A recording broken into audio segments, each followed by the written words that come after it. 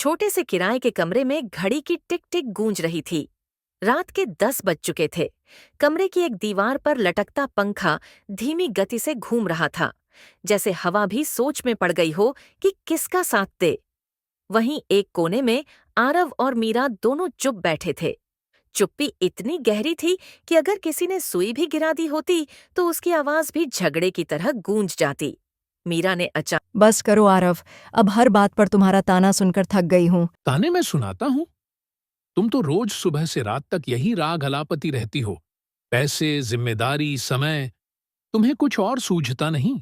और क्या करूँ? सारा दिन घर में बैठी तुम्हारा इंतजार करती हूँ और तुम ऑफिस के नाम पर देर रात लौटते हो।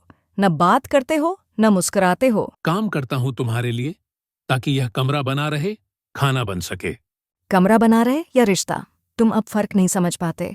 कमरे में फिर सन्नाटा छा गया।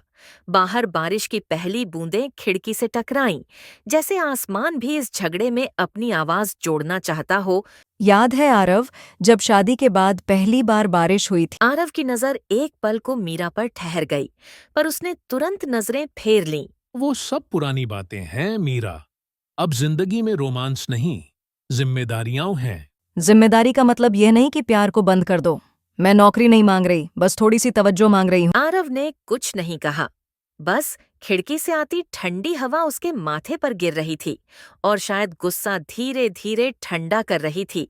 आरव, क्या कभी तुम्हें लगता है कि हम गलत दिशा में जा रहे हैं? हाँ, लेकिन जब भी कोशिश करता हूँ ठीक करने की, तुम किसी न किसी बात पर भड़क जाती हो। कभी सोचा है मैं क्यों भड़कती हूँ? क्योंकि मैं अब भी उम्मीद रखती हूँ। अगर उम्मीद खत्म हो जाए तो आरव को यह सुनकर जैसे झटका लगा। उसने पहली बार मीरा की आंखों में देखा, वही आंखें जिनसे वह कभी प्यार करता था, अब भी उतनी ही गहरी थीं, बस उनमें दर्द भर गया था।